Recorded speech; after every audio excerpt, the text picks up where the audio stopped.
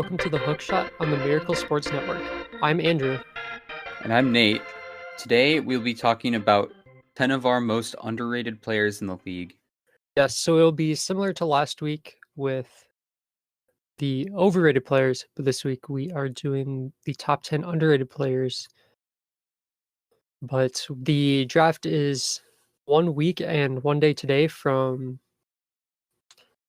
when we're recording, and the NBA also just recently announced that the CBA has been approved with the players. So we have free agency starting very quickly on the 22nd, with teams being able to negotiate on the 20th, and then the season will start on December 22nd, which is just really fast after feeling like we just had the finals.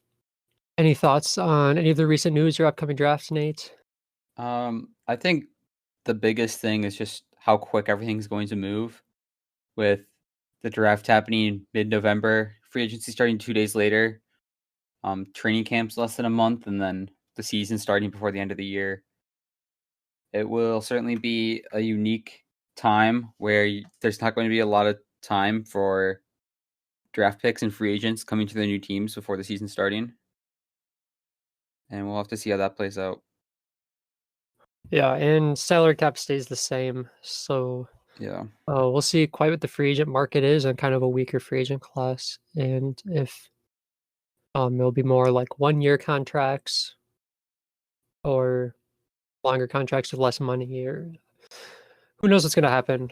And we still have no idea who the number 1 overall pick is going to be, with talks of the Timberwolves taking LaMelo, Anthony Edwards, and James Wiseman, talks of them drafting and trading those guys, talks of them trading the pick. So I guess we will just wait and see what exactly happens.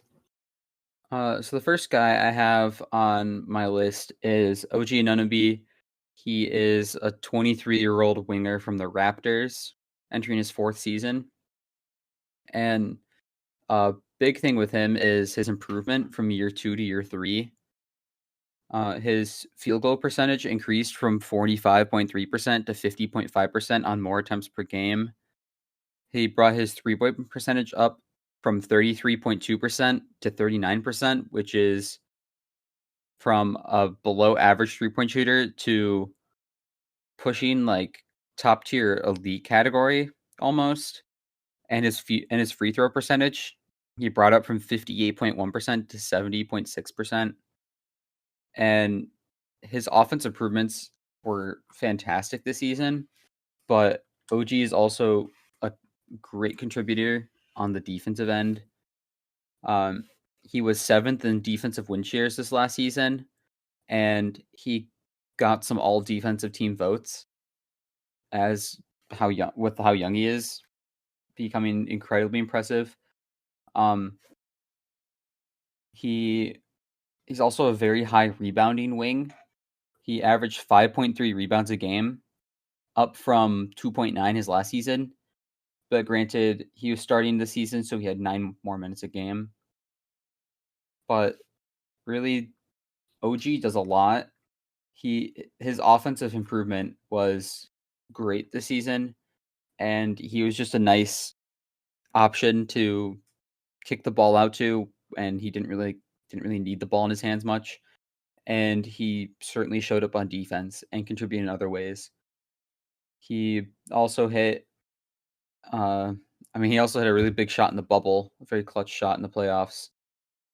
And I think he has a very bright future, and I don't think he's talked about quite enough about being one of the elite young 3-and-D players in the league. Yeah, I really like OG.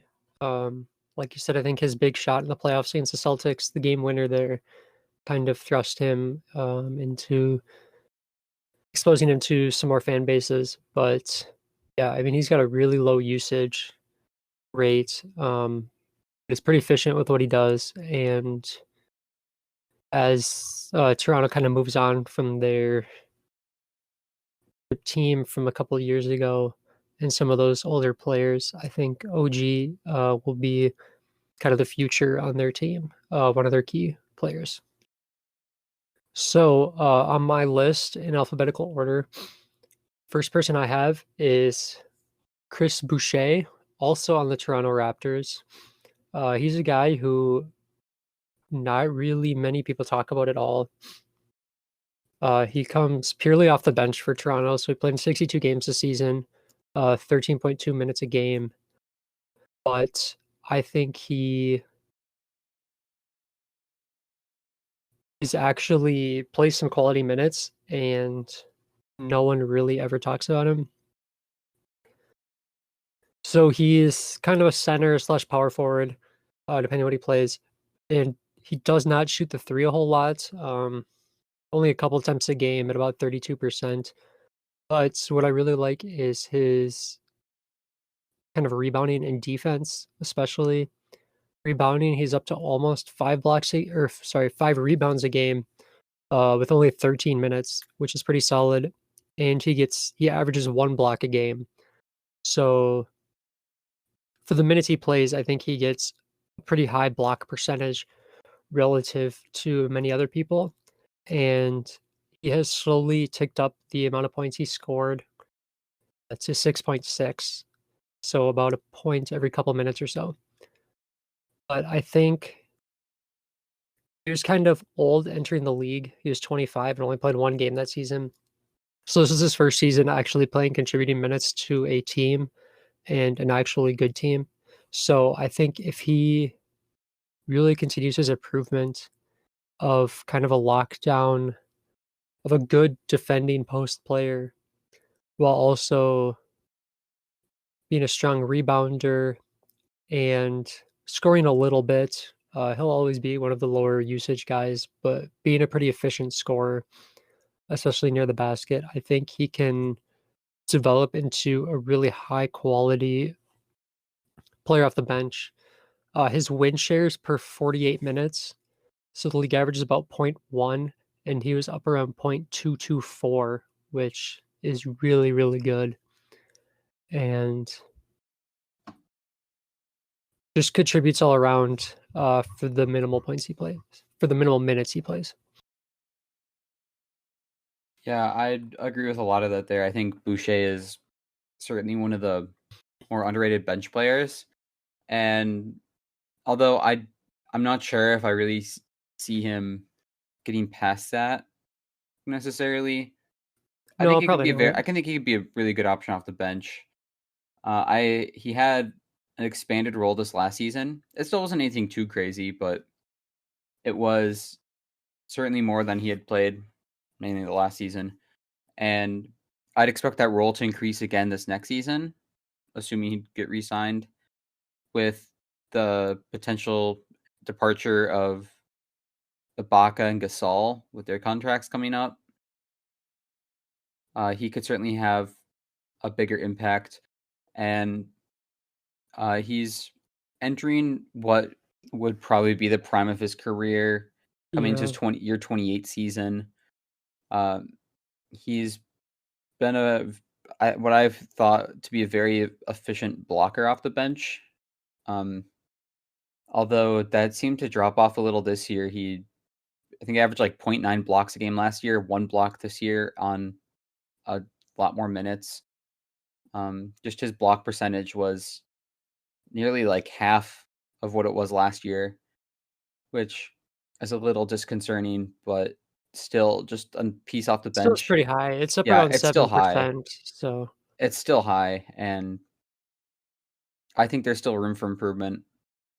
And it'll be great to see what he does next season with hypothetically a better role.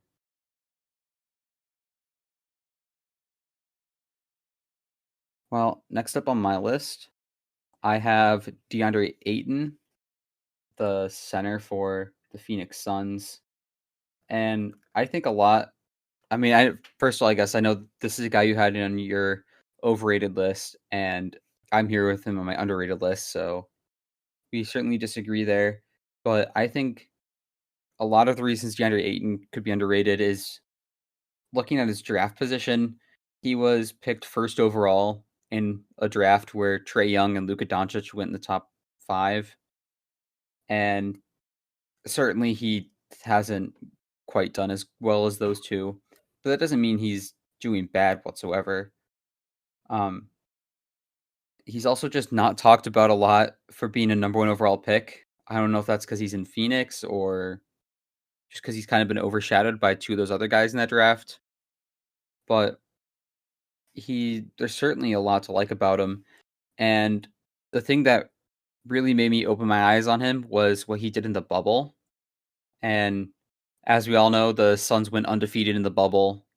We're the best team there, and I think a lot of that has to do with DeAndre Ayton. Ayton kind of changed his game completely in the bubble.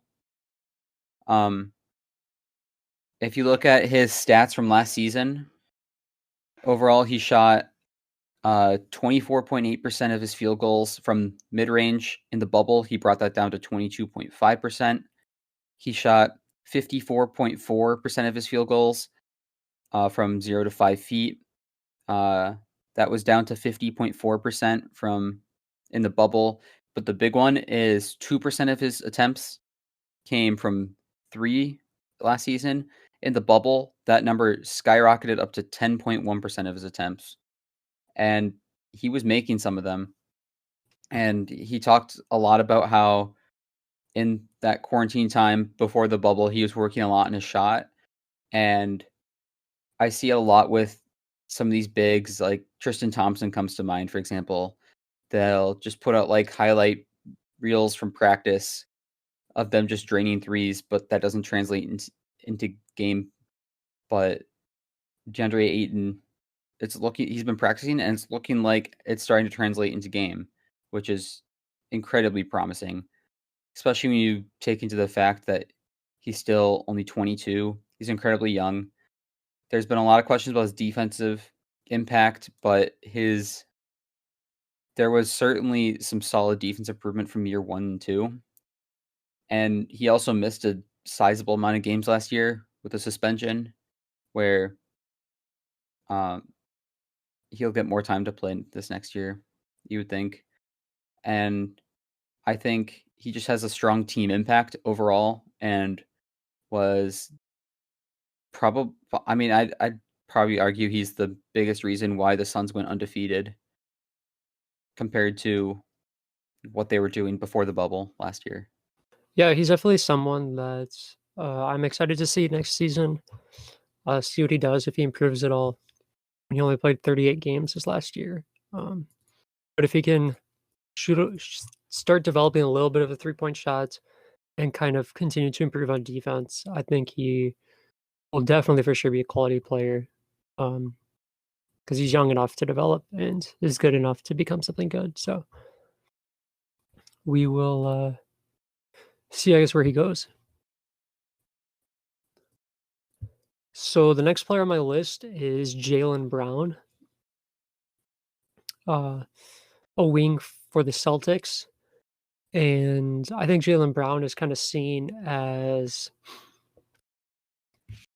maybe the number 3, number 4 option on Boston by the country. I mean, everybody knows Tatum and Kemba, and I think Marcus Smart, with just some of his antics, gets a little bit of attention.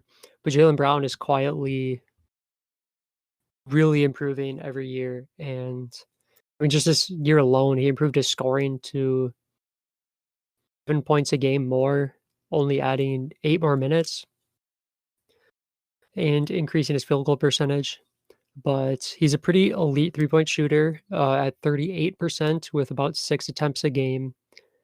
And he surprisingly rebounds quite a bit. He gets 6 rebounds a game for a wing player who usually plays. I guess he's been playing small forward with Marcus Smart playing, and averages a little over a steal a game. But I think he's kind of like Klay Thompson in my opinion. But I mean, obviously not as good as Klay Thompson. But Klay Thompson's kind of just the quiet scorer for Golden State, who is pretty consistent. And I kind of see that as Jaylen Brown. If he will pretty quietly get you about 20 points a game. Some games a little bit more. Consistently hits the threes. And I think it's just overall, I think he could easily develop into an all-star here pretty soon. His defense isn't fantastic. It's about league average, but if he starts getting a little bit higher usage, as he has every season, and continues to improve his shot and his offensive game, I think we're definitely talking all-star and a very big piece in what I expect Boston's long playoff run next season. Yeah, I'd agree with most of that there. I think one of the big reasons he's been underrated is that massive contract he signed, where I think a lot of people knew that Jaylen Brown was good and had a lot of promise, but didn't show that he was really worth that massive contract extension he got, Yeah, next especially season when, it like, kicks in at $23 million next yeah, season. which now is looking fine after this Yeah, last I think season, that's good but money. when he signed it, there's a lot of people just, I mean, I would include myself there. I didn't think he was worth it at all there, and almost could just cripple what the Celtics were doing, where you have all this great talent, but they're going to put that much money in someone who is good but not quite proven. And I think he really proved a lot of people wrong, going out there averaging 20 on this Celtics team that has a lot of top tier scorers. And it's worth noting he started a lot more games and had a lot more Right. minutes, but still you can see in the numbers, you can see it just watching the game. He had a big improvement last year. Going to my next guy, I have Davis Bertans from the Washington Wizards. And I think Bertans is single-handedly the most underrated three-point shooter in the league. It He really just took a whole new level this last year. He entered the league with the Spurs as a 24-year-old rookie, just pretty old coming overseas, and didn't play a whole lot of minutes, but still shot about 40% from three. And then this last season, he got traded to the Wizards, and he just elevated his game. He shot 42.4% from three on 8.7 attempts per night, which right there is easily one of the most elite 3-point stat lines in the league. And he was very close to that elusive 50-40-90 club with 43.4% field goal percentage, 42.4% from three, and 85.2% from free throw. He wasn't terribly far off of it. And I think the most impressive thing about just his game, which is mostly a lot of these 3-point shots, is just the shots he takes. I think about guys like maybe JJ Redick, who's another guy you'll think of as one of the more elite shooters. JJ Redick is more just an off-ball mover who gets the open shot. Davis Bertans just pulls up in people's faces and drains shots, and like they don't feel like great shots. But when you're making 42% at 9 attempts a game, you can't complain about that. Do anything different, and it's mostly just watching him and just the shots he's making, which make me think he's the most underrated 3-point shooter in the league. He is going to be a UFA this season. I expect him to get a very high contract that's going to shock a lot of people, and there's going to be a lot of bidders for him. Yeah, he is definitely one of the elite 3-point shooters. I mean, just looking at his stats, only one season was below 40% of his career, and that was still at 37%. So he Mhm. definitely just kind of had the green light here in Washington this year of shoot a lot and a lot of threes. Because I mean, his percentage isn't even like that much higher than it has been other years. I mean, last season he actually shot better from three percentage wise, but he's just kind of had an uptick in minutes, uptick in shooting and usage, and I think he's really excelled on the offensive end. His defense is a little bit concerning. That kind of fell off quite a bit this year, going from San Antonio to Washington, but I think it's probably to be expected for most people. But I think for sure he will get some solid money in free agency, whatever the market ends up being. But he is a really key, good 6-7 option off the bench, scoring wise. Next on my list is John Collins, power forward for Atlanta. And some people have a lot of hype of John Collins kind of just being that like second player on a Hawks team that everybody expects to improve really well. But I think he's just another one of those very consistent, underrated players. He averages a double-double, 21.6 points and 10.1 rebounds a game, while also shooting 40% from 3 off 3.5 attempts a game about, and 64% from 2, which really efficient stats. And he gets 1.6 blocks a game and only turns the ball over 1.8 times. So he'll be 23 coming into the season next year. And I think he will actually I think he can continue taking another step. His three-point percentage has improved every single season. His field goal percentage has improved every single season. His free throw percentage has improved every single season. And if he keeps playing with Trae Young, who is known to be a pretty good distributor of the ball, while also drawing a lot of attention, and he continues to take steps on defense, which I wouldn't say he's a great defender by any means, but has improved greatly in his last season. He will be another one of those solid guys that can help the Hawks take the next step. Yeah, I think when you look at John Collins' stats, it's pretty fantastic. He's in pretty elite company. Looking at the stats he puts up, pointing up a 20-point double-double with at least this last season, especially pretty elite shooting stats. He's in very elite company when you look at those stats, but I don't think his impact is anywhere near some of those like Hall of Famers his stat line compares with. But still I would agree there that he's definitely underrated. I don't really think his shooting this last season was a fluke. It wasn't like super high attempts, but No, I don't really see that as a fluke. 3.5 a game. And From 3. yeah, and he's he's a great rebounder. He's a great scorer. He can shoot.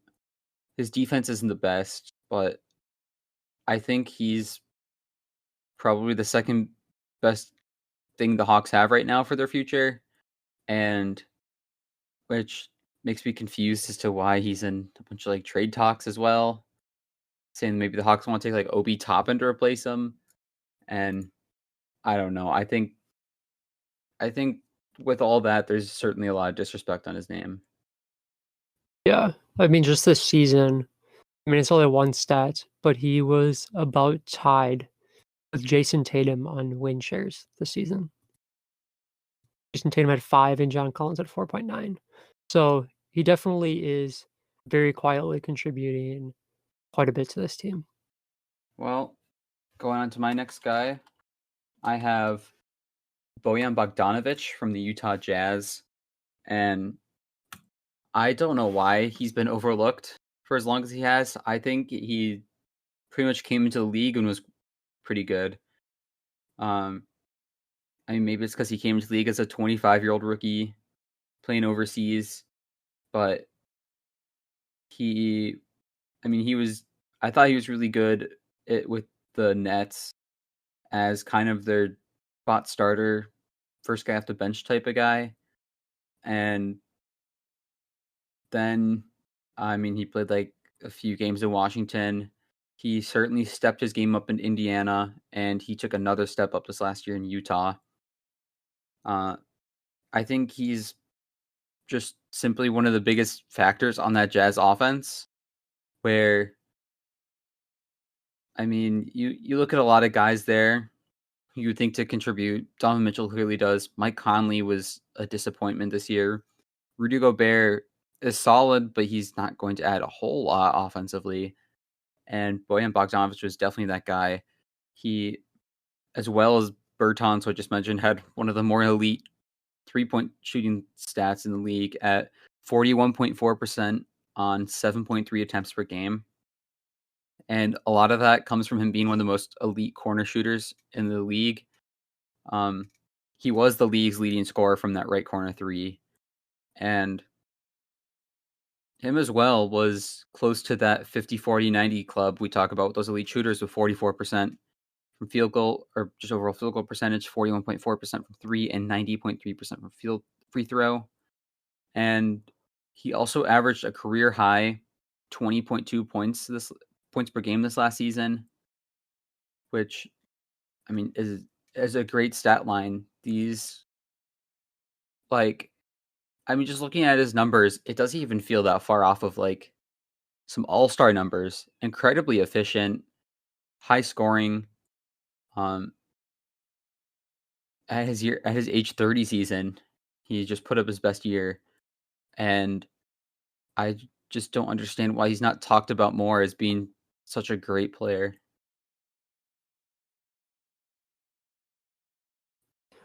Yeah, I think part of that is because, I mean, he's bounced around a little bit from teams, from Washington to Indiana to Utah just in the past 4 seasons, in Brooklyn actually at that.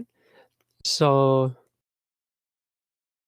for some reason, he keeps moving teams, and Utah, I mean, they have Donovan Mitchell, they have Mike Conley, they have Rudy Gobert, a lot more household names than Bogdanovic.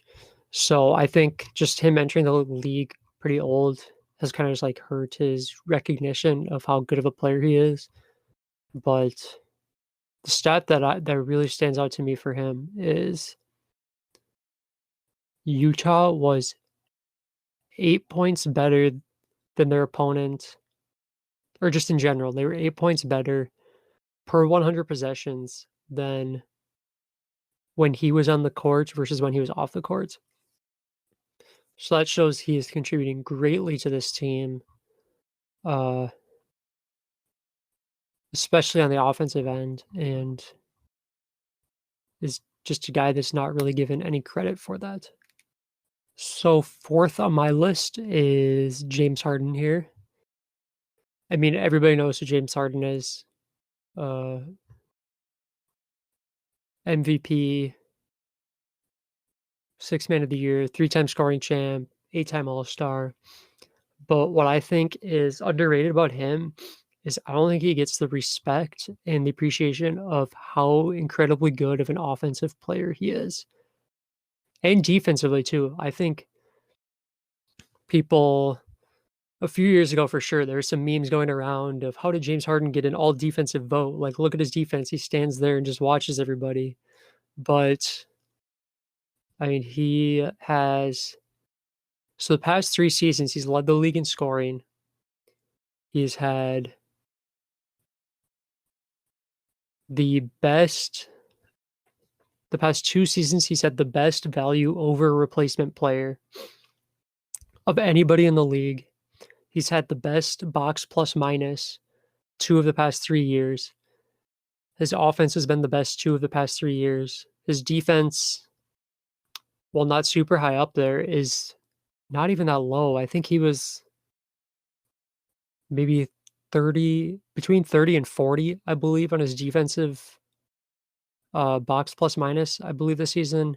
Which, I mean, you're talking about him being one of the definitely above average defenders in the league. He's had the top win share in the past 4 seasons, with just how elite his offense is. And yes, he does get a really high usage rate, but generally doesn't turn the ball over a ton. for having his usage rate. Is also a very good playmaker, leading the league in assists one year. This season, averaging 7.5. Gets a solid amount of steals. Actually, upticked his blocks this year. And I really think he is a generational offensive player for sure, historically. And I know people hate on him for never really performing in the playoffs, but I mean, he got one game away from beating the historic Warriors team. And I think he's just had a lot of bad luck. I mean, really the only person that can bring their team single-handedly to win playoff games is LeBron James for the most part. And I don't think Harden has really just been tied at all to a good player. I mean, he's had Chris Paul, but Chris Paul got hurt in the playoffs one year. He had Russell Westbrook this year, who Westbrook was kind of injured, and he's definitely on the downfall of his career. So he hasn't had a really, really strong contributor, I would say, to his team. Uh, like some of these other players that we think of, like Steph and Kevin Durant, and even LeBron this year with Anthony Davis. So, I mean, if Houston ever gets a top player in the league to pair with James Harden, I think they will be a very, very strong championship contender, just because James Harden can do so much. Yeah, I think I'd agree with the point that he's just underrated. He's just not respected enough for how great he is offensively.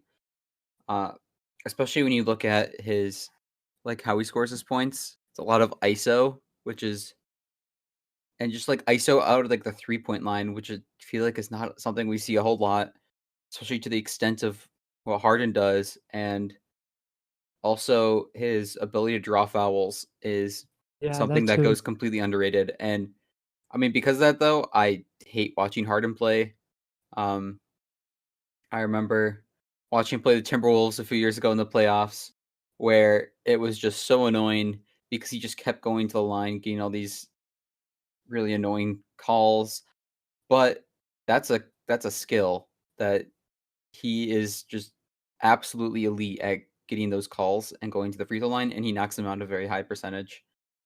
Um, I think though Harden will not get the respect he deserves until he gets a ring, and which I don't know if I see happening.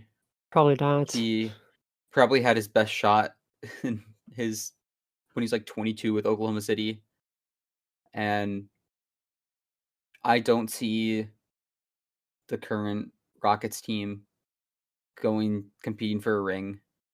I think just a team led by Harden is just because of his play style. I think it might be a little tough to win a championship with that team, just because I think it's just so different than anything else we really see. But especially when you factor in that you're going to be stuck with guys like Russell Westbrook, and I don't see Westbrook and Harden being a championship winning duo. That then I'd anticipate Harden's window would start to close as he ages, where he's probably not going to go down with a ring, but shouldn't take away from how legendary he has been on offense. Through the first 11 seasons, most similar career arcs for him are Magic Johnson, Jerry West, John Stockton, Chris Paul, Kobe. So he is definitely an all-time great, I think. It's changed the game of basketball for sure. By, I mean, I think of him as the guy with the step back. He was kind of the first guy to have a really elite step Yeah. back, and now everybody's doing that. So yeah, I don't know historically how well he sits. He honestly might be better historically than he probably actually is. It might get overrated over time. Once people forget about him playing and just look at his numbers. But I think right now he definitely is underrated for sure. Well, my last guy for this restart that, whatever. My last guy for this first half is Wendell Carter Jr., the center for the Chicago Bulls. And I think a lot of Wendell Carter comes from his impact on the court, maybe a little more than his stats. I think he was drafted to always kind of be that guy who's just going to be a high floor, probably not that high of a ceiling. But I've been very impressed with what I've seen from him, only being 21 years old. He has, I mean, I don't think there's a lot to go off of on his stats, but comparing his rookie year to his sophomore year, he increased his field goal percentage from 48.5% to 53.5%. He's not really much of a shooter. His free throw percentage is pretty solid for a center. His average of his first two seasons about 76%. He's a solid rebounder, brought his rebounds up from 7 to 9.4. But I think a lot of Wendell Carter comes from just his impact on the court. I think he has probably been the most mismanaged player under Jim Boylan, where he's a very good playmaker. When you watch him on the court, he averaged 1.2 assists per game. I think he had like 4 assists to Markkanen in the whole season, who's supposed to be his front court like pairing. And I would expect with Billy Donovan, he's going to have probably a little bit of a breakout season. I think he was just pretty much thrown by the basket this last year with Boylan and just kind of forced to sit there. I think he's definitely going to have his playmaking ability showcased a little more on a Bulls team that really needs some playmaking. I don't think it's like elite or anything, but it's certainly underrated, especially when he's only getting 1.2 assists per game. And he also has some pretty solid defensive impact. I don't know. There's not really a lot to go off of stats. It's just really when you watch Wendell Carter, it was frustrating to watch. Really, I guess the whole Bulls team this last year, but Wendell Carter was the guy who stuck out the most to me as just completely being misused by his coach. And now that Boylan is gone, I really expect him to have a big year this year. Yeah, I think Wendell Carter's kind of an awkward player a little bit. And just like positioning. I mean, he plays center, but he's only 6'9", and he's not a stretch big, which is kind of like, given his size, fits a little awkwardly. But I agree with a lot of the points you said. I mean, the Bulls were much better with him on the court this season than when he was off the court, and he can contribute a little bit on both sides of the ball. And for being so young, hopefully he keeps improving and it helps kind of bring this Bull team back to relevance.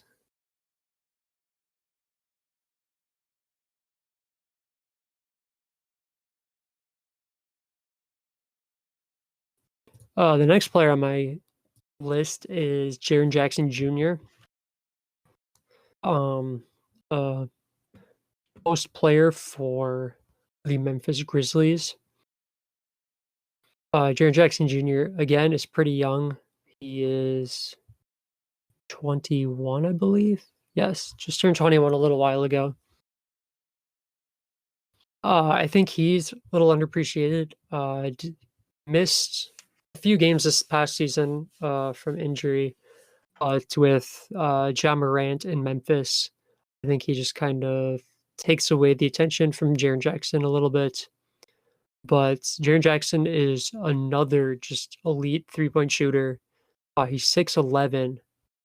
He still shoots 39.4% from three with 6.5 attempts a game.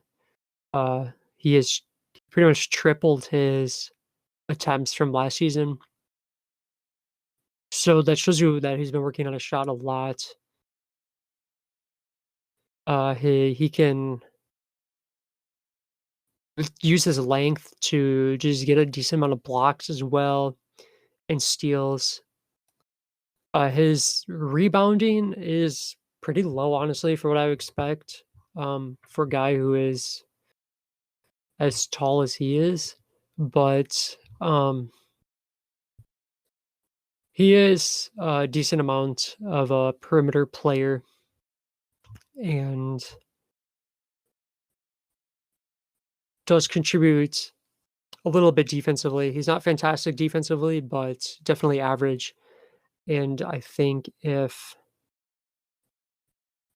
he and Ja Morant can grow for sure into this really great duo, with Jaren Jackson shooting threes, Ja Morant getting to the basket, and the two of them running, I think, a pretty good pick and roll if they wanted to. This could be one of the formidable duos in the NBA. Yeah, I'm kind of shocked as to why Jaren Jackson is just never talked about. I like some of these other guys, they're in smaller markets or teams that are just bad.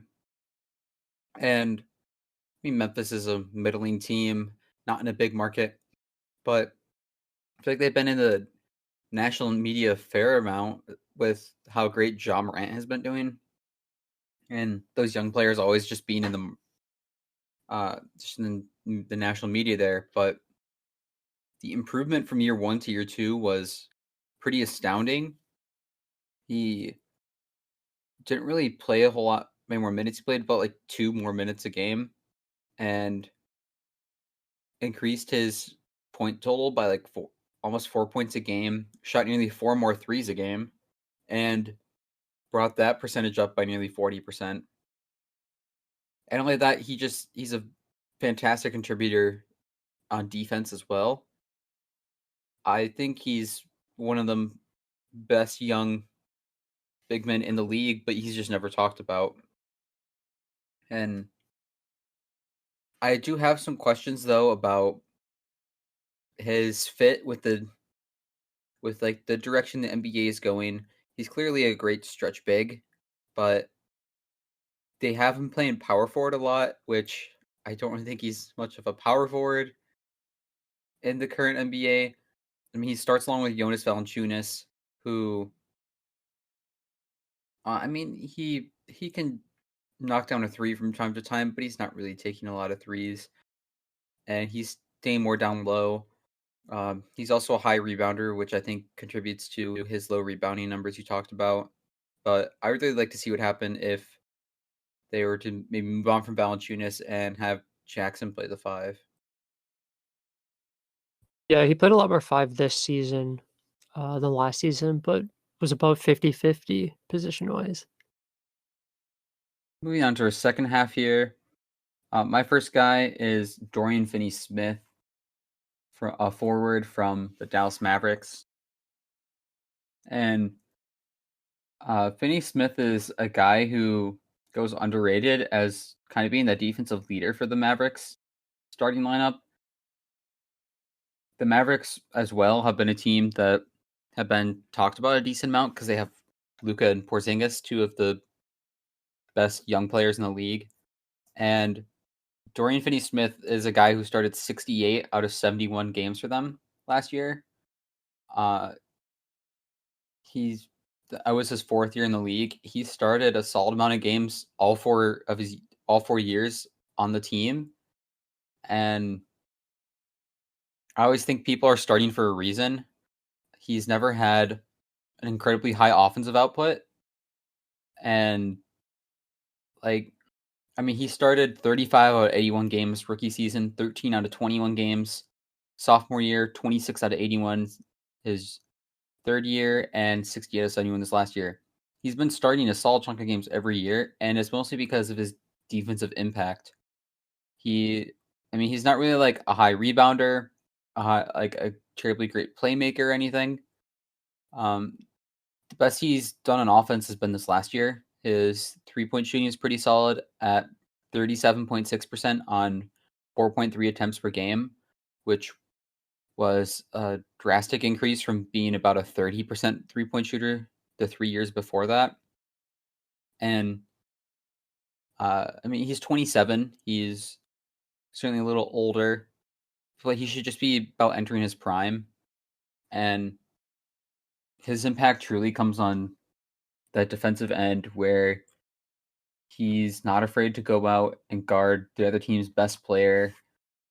You look at some of the top guys on their team. You have Luka and Porzingis clearly, and also a guy like Tim Hardaway Jr., who averages pretty solid amount of points as well. But those guys aren't great defenders. Where you have a guy like Finney Smith coming in and is able to make up for some of that lack on the defensive end. And he's been doing it for 4 years now, and I just don't understand why people don't talk about him more or even just respect him as a starter almost. I actually might disagree with you a little bit here. Yeah, he's a starter, but I think he has really just benefited a lot from the upgrade in the Mavericks just in general. He became like a pretty almost elite corner shooter, but I don't know if the season was a little fluky. And he's probably just getting more open shots, I would guess, with more attention being placed on Luka and Porzingis and some of the other more offensive playmakers on that team. But yeah, he is good defensively. I wouldn't say he's great. I don't know if I'd put him near the top of the better defenders, perimeter defenders, especially in the league. So I think next season will say a lot for him. I mean, if he continues being a pretty decent 3-point shooter, and contributing decently offensively while keeping up his defense, he will move up a lot higher in my book. But I just personally need to see one more year of it before I kind of trade him as a quality player. So the next player on my list is Enes Kanter, backup center for the Celtics. Kanter's just another one of those really efficient off the bench players, in my opinion. He played about 17 minutes a game, but he doesn't really shoot the three at all. But from two is hovering about around 58 to 60% throughout the past few years. Is an above average free throw shooter for a center, solid at getting rebounds, barely turns the ball over, plays respectable enough defense. He saw kind of a downgrade in playing this past season while on Boston, when being a little bit bigger role the previous years for Portland and the Knicks. But I think he's just almost a perfect center for a quality team off the bench. He really showed a lot more effort on the defensive end this year. Still about league average on defense, but from previous years being pretty far below league average to now being about league average this season, and putting together a high amount of win shares off fairly few minutes and not a very high usage rate, and doubling his block percentage this season. He is kind of just one of those more old school centers that generally probably comes off the bench for teams. But he's 28, he's in his prime, and I think he will probably play about a similar role for Boston next season and can contribute or just continue being a really solid guy. Yeah, I don't agree at all with Cantor, I mean Cantor. I think his player option is for like 5 million this year. I don't think he's worth 5 million at all in his player option, which is not even a high number. Um, but I think when it comes down to it, Cantor, yes, he's an efficient big man down low, but he can't stretch the floor and he can't play defense at all. He's a very bad defender.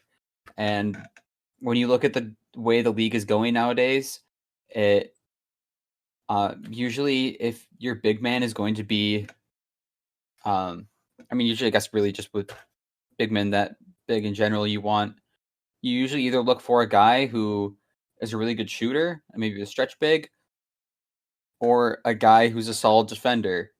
And the guys who aren't that, who are just kind of your traditional in the paint big men who aren't great defenders, are being thrown out of the league because they don't fit anymore. And Cantor is certainly a victim of that. And just a shocking thing to me to look at there is just his playoff numbers, essentially. I mean, Daniel Tice, while he isn't ideal, he is certainly a capable defender. And the Celtics have kind of had their weak position be that center spot ever since Horford left. And Tice was really the only guy they really felt all that comfortable playing in the playoffs, where Tice, who was a starter the entire regular season, got his minutes boosted in the playoffs because guys like Cantor couldn't be relied on. Robert Williams played more minutes per game, almost 2 more minutes per game than Cantor, and Williams is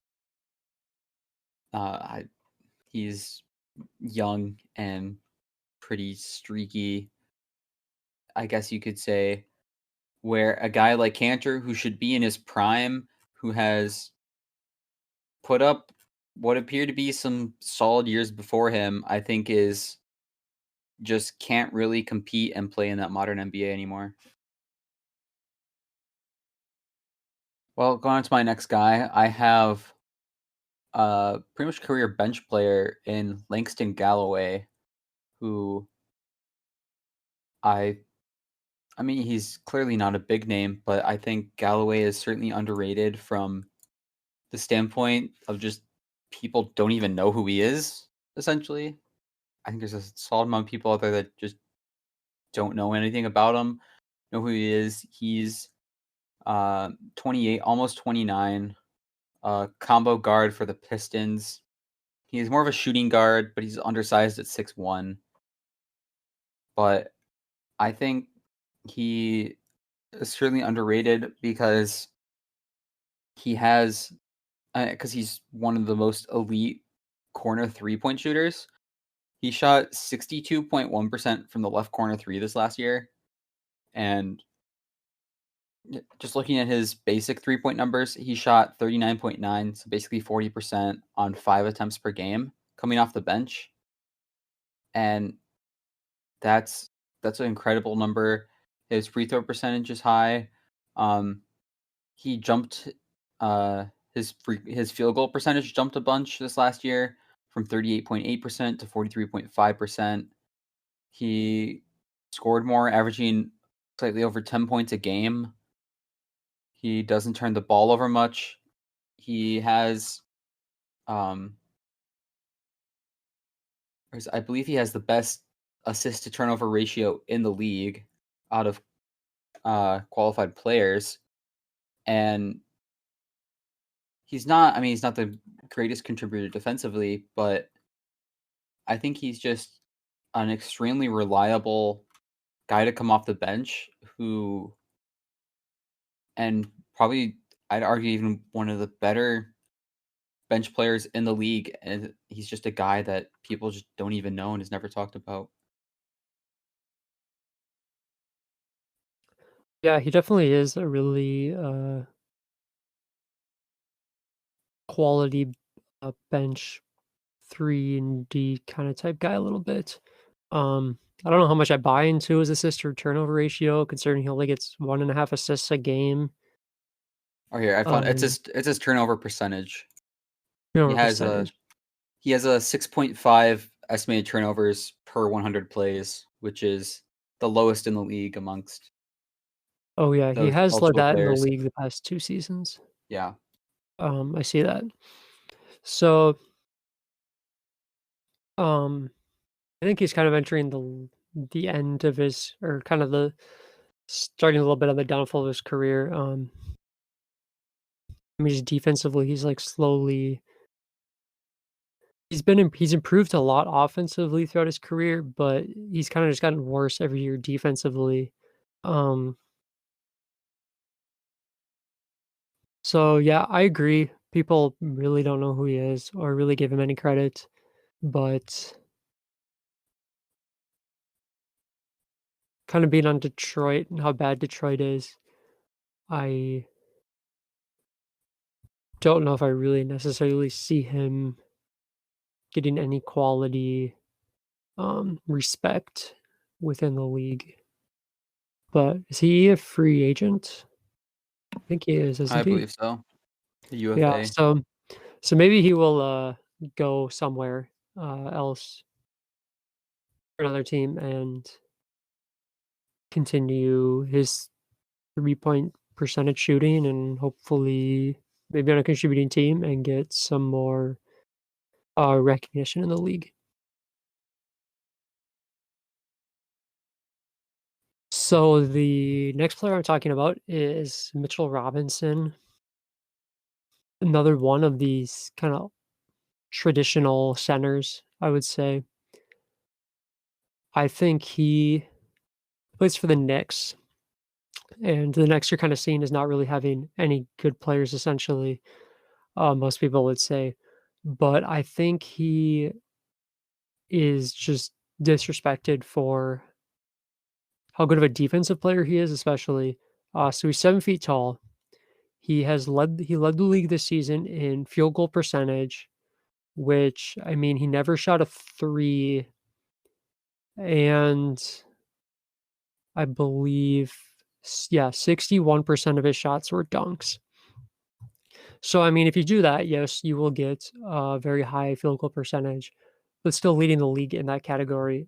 Being only 21, he is now 22 and will be to start the season. I think says something. He averages 7 rebounds a game, only playing 23 minutes off the bench. Averages about 10 points a game, but he gets 2 blocks a game, which is really high. And just his efficiency shooting, I mean, as essentially being a very low post primary dunker, only shooting between 0 and 3 feet from the basket, with just the size he has, I think says a lot. And I mean, defensively, defensive box plus minus, he was 27th in the league this year, which is right there tied with Marcus Smart, who's seen as one of the best perimeter defenders, above Robert Covington, just behind Jimmy Butler, above Andre Drummond, seen as arguably the best defensive center, above Paul George. Uh, so he's definitely up in the conversation, I think, for one of the better and best defensive players in the league. And doesn't contribute a whole lot offensively at all, but when he does, the ball pretty much is going in. But what stands out the most to me is the Knicks are on 100 possessions, 6 points better than with him on the court that went off. So again, just showing how much he contributes on the defensive end to his team. Yeah, I think there's a lot of ways to go on Robinson. There's a lot of things he does that are underrated, and there's a lot of things he does that are overrated. He I think the first thing talked about with Mitchell Robinson is usually his block number. I think his blocks, I mean, he's clearly an elite shot blocker, but I think kind of some of those block numbers are a little inflated because he just kind of goes for every block, which sometimes doesn't, which is not necessarily a great thing. It can be very bad when you miss them. He has um, some other holes. Clearly, fouling is a really big issue for him. Yeah, I mean, you look at him and think he's like this big piece for the Knicks, which I think he is, but he started 7 out of 61 games last year. And I think and I guess 19 out of 66 the year before. And I think a lot of the reason he hasn't been starting is because his fouls, and those are a very big issue. He can't shoot free throws at all, so you kind of hoping he was a below 60% free throw shooters last year. So you're hoping he's just not getting fouled down low. Um, I think he has solid defensive impact, but I still have questions about him defensively. Where I don't think his defensive judgment and his footwork is all that great on defense. But either way, he's still gonna have impact in stuff like his shot blocking. But he's only 22. I think there's still a lot of room to grow. And while he's not a big shooter, he can fit. Well, I was just talking about Cantor, that guy who's a incredible defender. And I think there's still certainly some big holes he has to fix with his fouling and just kind of his defensive. I guess just mainly that awareness with that footwork. But if he can improve upon that, he could be a very special player. yeah. I mean, he's young enough. I think he can definitely fix some holes in his game. Well, my next guy is another guy from the Mavs, and that's Maxi Kleber. He is a big man from Germany. He's 28, nearly 29, and he's only played 3 years in the league. He came into the league as a 26-year-old rookie, and I think Kleber is just a really good fit for the modern NBA. He certainly has been a solid shooter, and this last year he was able to bring his numbers up to 37.3% on 4.3 attempts per game, and he brought his free throw percentage up from 78.4% to 84.9%, which is a pretty drastic improvement. He brought his rebounding up, and he brought his point total up itself as well. Starting only 21 to 74 games, which was pretty similar to what he did the year before that. And I think he's a pretty underrated shot blocker, getting about 1.1 blocks a game. And I think he's just a really great overall player. He contributes on offense, he contributes on defense, he does a lot of small things, and he's a great player for this Mavs team that is starting to look like a contender as their big two players age. Yeah, I think he's another guy who's probably gotten less recognition because he entered the league so late when he was 26. But he's just another one of those pretty consistent bench players. He's a really good stretch big, and probably benefits a little bit being on a good team. Uh, but it's just, I think, really efficient, low usage guy who will continue to play a pretty big role on this hopefully very improved Mavericks team.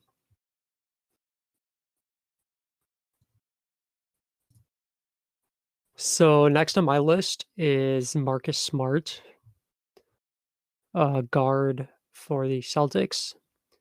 And Marcus Smart's had a little bit of an interesting career, in my opinion.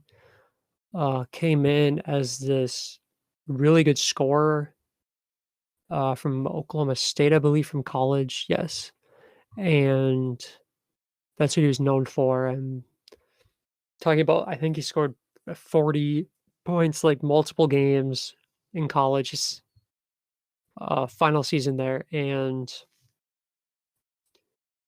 kind of has developed into a very primary, defensive player.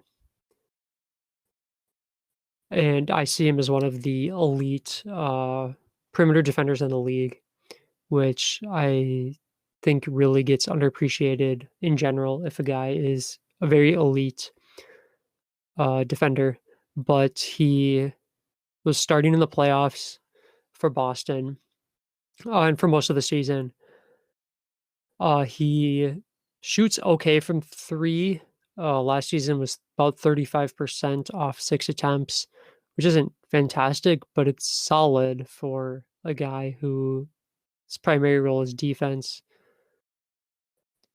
Shoots okay from the free throw, shows some playmaking ability with about 5 assists a game, averages about 13 points. And I think he also just brings, his most, underappreciated aspect for him is something not on the box score that you can't look at the stats of, is he just brings a toughness to the team, and he's the type of guy who will give you everything and at all times, and that, I think, really wears off.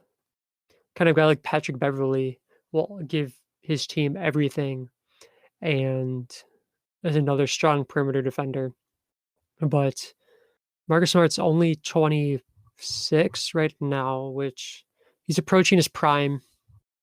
Will be 27 pretty early in this next season. But with just his continued defensive effort and slowly improving offense, I mean, he improved this year to about an average player on offense rather than a very negative player on offense. He, I see him as being one of the key roles for Boston this season, and I know his name's been thrown in some trade talks, but I think his play towards the end of the season has really helped him carve out a role in Boston and stay there. Marcus Smart is a guy who you could have put on this list pretty much since he entered the league. I mean, I know you talked about him coming from Oklahoma State, being a big scorer. I kind of disagree. I don't think he's ever really seen as a big scorer, but he's seen as an elite defender, which is certainly what he has been. And as you did talk about, that offensive progression is really nice to see. And I think the Celtics are a really good team for him to be on, where he's not the best offensive player, but he's certainly getting better. But he doesn't need to be that great of an offensive player when you have guys like Kemba Walker, Gordon Hayward, Jason Tatum, and Jaylen Brown out there, where he can just be the elite defender that he is. He made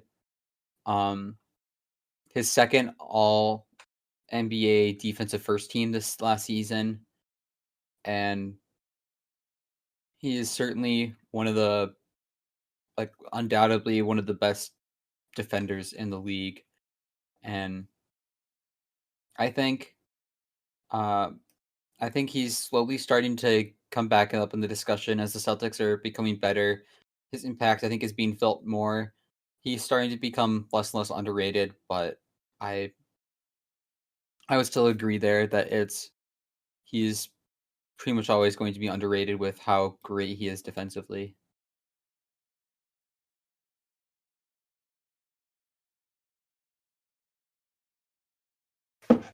Well, going into my next guy, I have Royce O'Neal, who is a forward for the Utah Jazz. And again, he's another Jazz player on this list, but where Bogdanovich was a big offensive player for them, Royce O'Neal is a big defensive player for them. He started 62 out of 71 games this last season, which I think is a big deal because they have Joe Ingles, clearly, who had a little bit of a down year. And Joe Ingles is a guy I think has been atop of these underrated lists for many years, as he's been an elite defender and elite 3-point shooter. but with a slightly down year, Royce O'Neal was able to take that starting spot from Ingles, and he was pretty solid in it. He was your typical 3-and-D player. He shot 37.7% on 3.4 attempts from three, and he was a solid rebounder at 5.5 rebounds a game, as only being 6'4". But his impact truly came on the defensive end. And I mean, his defensive numbers are pretty fantastic. His defensive win shares are quite high. His defensive box plus minus is far into the positive direction. And he is a guy who, on a team with some elite defenders like Rudy Gobert and Donovan Mitchell, was the guy who would go out and defend the team's top player every night. And I think he's certainly been overlooked for that, and really a key part to that Jazz defense, where he's overshadowed by guys like Gobert and Mitchell. And they just signed him to a solid extension, and I think he's going to be a key piece for them as they continue to develop. Yeah, I think he's a really good fit in Utah. I mean, he has a ridiculously low usage rating of less than 10% for being a starter. But I mean, like you said, he's really only there for defense. His defensive box plus minus, which is corrected for possessions, he's ninth in the league. Second best small forward. And yeah, is not a guy I think of at all personally on elite perimeter defenders, but that's definitely what he is, and that's really his role, to just shoot a few threes and play defense, which fits perfectly for the Jazz because they don't need him to play offense at all there.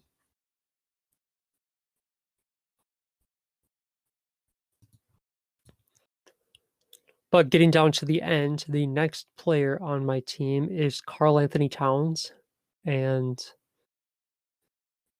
he's a center for the Timberwolves. And I think Towns gets a lot of hate for kind of being an empty stat guy, people see him as, but I think he is very underappreciated. I think kind of like Harden, for really just how good he is. Offensive box plus minus, Karl-Anthony Towns is 5th in the league, above LeBron James, above Kawhi Leonard, above Trae Young. And I see him as the best offensive center in the league. Doesn't have quite the playmaking ability of Jokic, but pure scoring wise, he's definitely up there. And I think people also look down on Towns for his weak defensive effort, but he's actually a positive defender, above league average. Nothing too special, but that gives him overall the 7th best box plus minus in the league, above Damian Lillard. So I think he just doesn't get the credit. I mean, he's been 2-time All-Star, was a Rookie of the Year, but dealt with some injuries this season, which I think really hurt him. And I think he will excel a lot in this new Timberwolves team. But another just elite 3-point shooter, 41% this season off about 8 attempts a game. Good free throw shooter, gets almost 11 rebounds a game. His assist numbers have each gone up by 1 the past 3 seasons. So he averages about 4 assists a game, about a steal and a block a game. Not a really high turnover rate for how high usage he is. But he's 24, will be 25 in just a couple days here. And I think with some players surrounding him, he can definitely just continue to elevate his game and will help a lot by not being double teamed on every single play. Yeah, I agree with a lot of that there. I think by the end of the career, or end of his career, Towns will easily go down as one of the best offensive big men ever, possibly the best shooting offensive big man ever, shooting 41.2% 8 attempts a game this last season. And um, I I think he truly is just a superstar and is just not viewed as that because of his team being in a bad situation. I think it's similar to guys like Devin Booker, who's been kind of similar. Um, Trae Young to some extent in only his second year. And he's truly just an elite player. I I think it's going to be really interesting to see what he does this next season.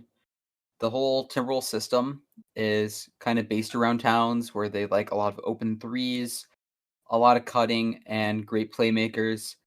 I think probably the most underrated aspect of Towns' game is his playmaking, where he is a incredibly great playmaker at being a 7-footer. And with D'Angelo Russell coming in and either a number one pick or some other great player they get for the number one overall pick, I feel like it's probably going to be the best supporting cast Towns has ever had. And I mean, I could be biased as a Timberwolves fan, but I could see them trying to make a run at a playoff spot next season in the West, barring injuries like this last season where Towns was hurt a lot. But his future's looking incredibly bright, and his team is only getting better around him.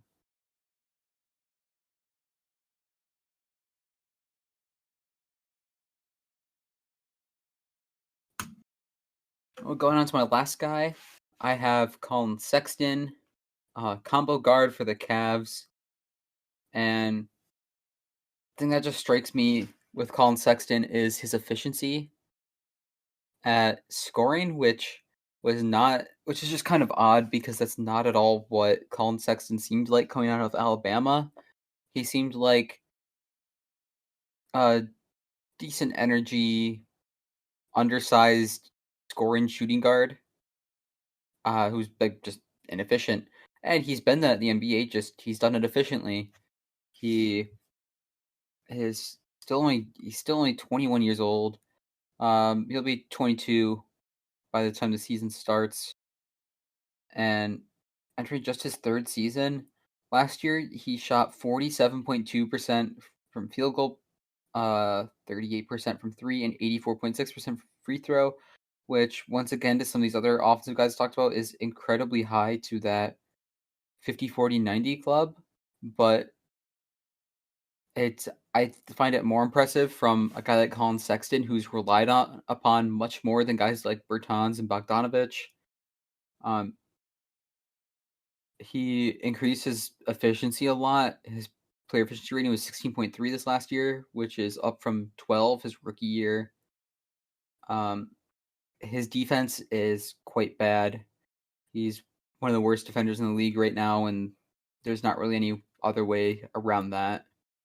And there's also a lot of issues with his fit with Darius Garland, who the Cavs drafted last year. He's another 6'1" point guard, but I think Colin Sexton is one of the best young scorers in the league and just gets absolutely no respect for how great of a scorer he has been at his age and how efficiently he's done it. Yeah, he's a guy who really took a pretty big step from his rookie year.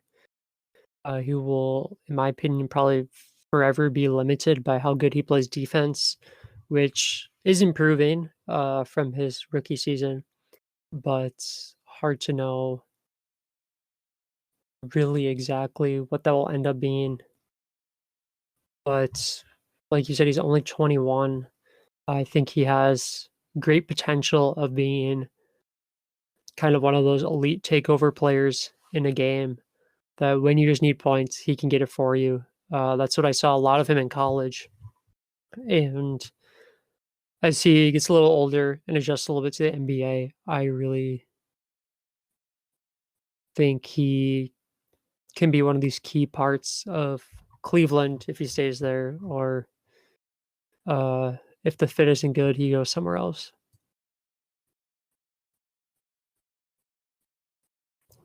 So the last player we are talking about today, last on my list, is Nikola Vucevic, another center for the Magic, and I think people just like kind of forget about Vucevic. He's another one of those really kind of quiet players, but was an all-star 2 years ago. Pretty much just consistently averages about 20 points a game, and 10, 11, 12 rebounds a game. So just a double-double machine, fairly efficient. I mean, he shot 34% from 3 this season. While not fantastic, was a little dip from the season before, but that's on about 4.5 attempts per game. So he shows some stretch big qualities in him, especially when he used to be a guy who shoots no threes a game. A decent free throw shooter, like we said, a great rebounder, still gets about 4 assists a game, and holds his own enough, I guess, on defense. But I think he's just one of those really quiet, very consistent players. One of the better players in the league, and he probably won't put together a game that completely surprises you. He will just always be there for the Magic, and I think he's one of the key reasons why they likely made the playoffs last season. It helps to just have a guy like him, strong veteran presence, and as he gets a little older, he might drop off a little bit, but can hopefully still continue that success and bring in the next wave of Magic players.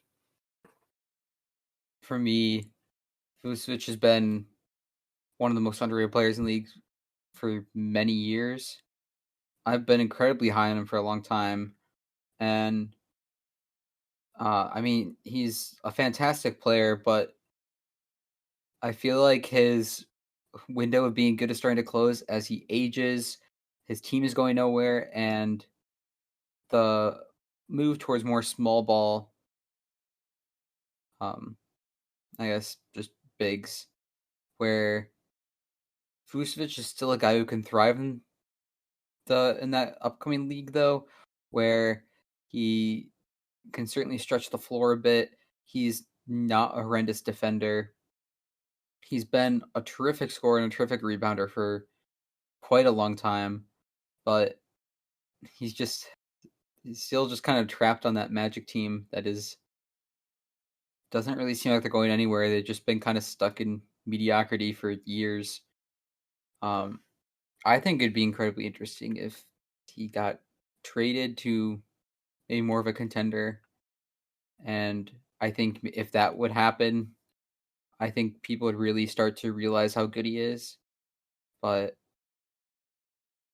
I think he has certainly been incredibly underrated, but he doesn't have a lot of time left.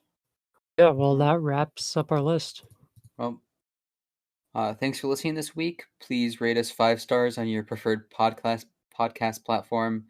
This helps other listeners find our podcast.